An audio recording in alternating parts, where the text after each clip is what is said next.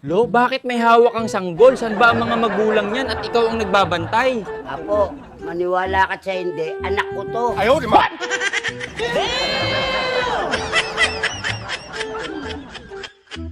Ang tindi mo talaga, Lo. Sa edad nyo ni Lola, nakabuo pa kayo ni Lola.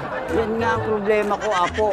Hindi ang lola mo ang ina ng batang ito. Ayaw, di ba? Hindi ko namin sinasadya yun eh. Nakakagulat ka naman, Lo. Hindi ako makapaniwala sa mga naririnig ko. Apo, pinagsamantalahan kasi ako.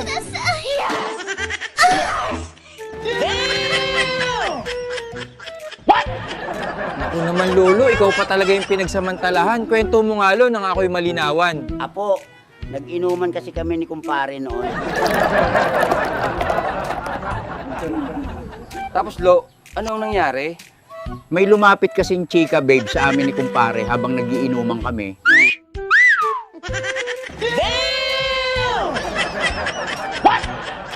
Maganda naman ba yung chicks, Lolo? Maganda, Apo. Tinitigan ko nga habang lumalapit sa amin. Abay, ang lagkit kong makatingin.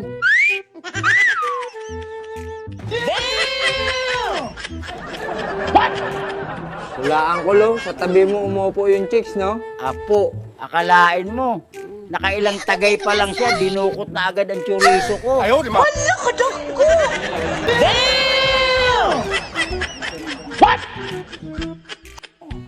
Siguro naman, Lo, nag-enjoy ka sa ginawa niya.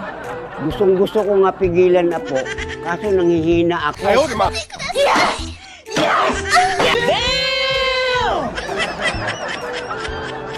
Kunyari ka pa, Lolo. Aminin mo na kasi. Nagpaalam nga ako kay kumpare na uuwi na. Buhay mo, pagtayo ko, bigla niya ako hinarangan at sabihin ko daw na iihi.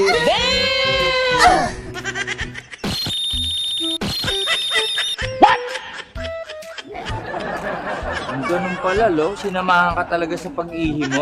Pagbukas ko nga ng pinto, bigla na lang ako hinila papasok sa baylak ng pinto. Ayaw, di ba?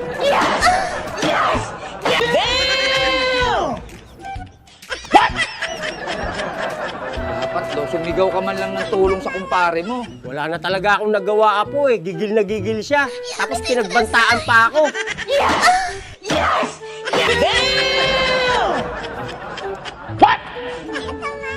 Siguro, Lo, na love at first sight talaga sa'yo yung babae na. Mahirap talaga maging gwapo, Apo. Mukhang pinagplanuhan niya talaga ang lahat. Ayaw, di ba?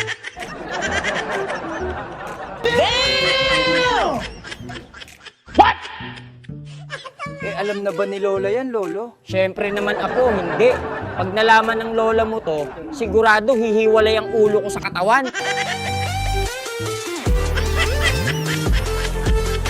Lolo, walang sikretong hindi nabubunyag, alam mo yan. Sasabihin ko na lang sa lola mo ako, nakita ko to sa basurahan, tapos ampulin na lang namin.